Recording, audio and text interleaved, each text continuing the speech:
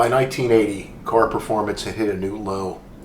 Engine displacement and horsepower had dropped across the board throughout the 1970s. There were only a few remaining performance cars available in the U.S. market.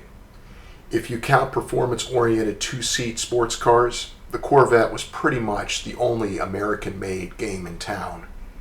There were a few exotic European sports cars, however, their high prices made them out of reach of a large majority of buyers. There was a ray of hope for the 1981 model year. John DeLorean, who had a whole string of successes in his career at General Motors, which included such cars as the Pontiac GTO and Firebird, left GM to start his own car company. His dream was to produce the ultimate two-seater sports car. His vision was to produce a state-of-the-art sports car that would be the envy of the world. The car was the DMC-12, which after spending several years in the design phase had matured into a beautiful rear-engine sports car with gull-wing doors. The body was stainless steel, which was rust-proof, an innovative idea. The bare stainless steel gave the DMC-12 a natural silver appearance. It was a big gamble for DeLorean not to have offered the DMC-12 in other painted exterior colors. It would have also been neat had DeLorean offered a polished stainless steel version. Imagine an entire car body that shined like chrome. The rear-engine DeLorean DMC-12 was originally slated to have a MSRP base price of $12,000 for 1981. This would have made the DeLorean one of the best two-seater car deals around. As a comparison, the base price of the 1981 Chevrolet Corvette was $15,248. Unfortunately, the DMC-12's price would double to $25,000 by the time production began. Even with the price increase, the DMC-12 sold well. The car was in high demand. Initially, the DMC-12 was showered with praise. So what went wrong? Why did the DMC-12 fail? Production for the DMC-12 would end in December 1982. The answer that most are given is that John DeLorean ran out of money and wasn't able to secure financing to continue operations. This is partially true, but this isn't the root cause of the problem. It wasn't quality control issues either. There were minor issues during the first year, but no more than any first year of a new car. By the 1982 model year, those minor problems were fixed. Ironically, the big gamble of building the DMC-12's factory in Northern Ireland had worked. It was only the financial woes by late 1982 that forced the DeLorean Motor Company into bankruptcy. Not helping matters is that the U.S., which was the main market for the DMC-12, was on the receiving end of a terrible economic recession. It was at this time when John DeLorean was arrested on drug trafficking charges, which he was later acquitted of. Therefore, his company was sunk like the Titanic. The root cause of the DMC-12's failure was a lack of a true performance motor.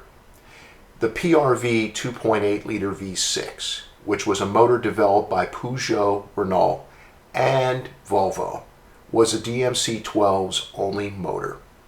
It was a reliable and proven motor, but it was ill-equipped to power a sports car. The net result was the DMC-12 sold in the U.S. market went 0 to 60 miles per hour in 10.5 seconds. This was very slow for a two-seater sports car. The truth was the DMC-12 needed at least 200 horsepower to compete with other two-seater sports cars in its market segment. The PRV V6 only produced 130 horsepower. As a comparison, the 1981 Chevrolet Corvette produced 190 horsepower and went 0 to 60 miles per hour in 8.1 seconds. Other competitors of the DMC-12 were the 1981 Ferrari 308 GTSI. It went 0 to 60 miles per hour in 7.9 seconds, and the 1981 Porsche 911 SC, which went 0 to 60 miles per hour in 6.6 seconds. That wasn't the worst of it for the DMC-12.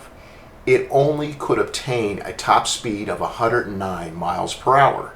As a comparison, the 1981 Ferrari 308 GTSI had a top speed of 149 miles per hour. Unlike most sports cars at the time, the sleek aerodynamics of the DMC-12 could handle at least 150 miles per hour.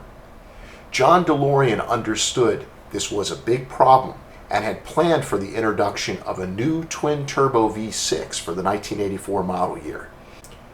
If this would have happened, the DMC-12 would have went 0 to 60 miles per hour in 5.8 seconds and had a top speed of a little over 150 miles per hour.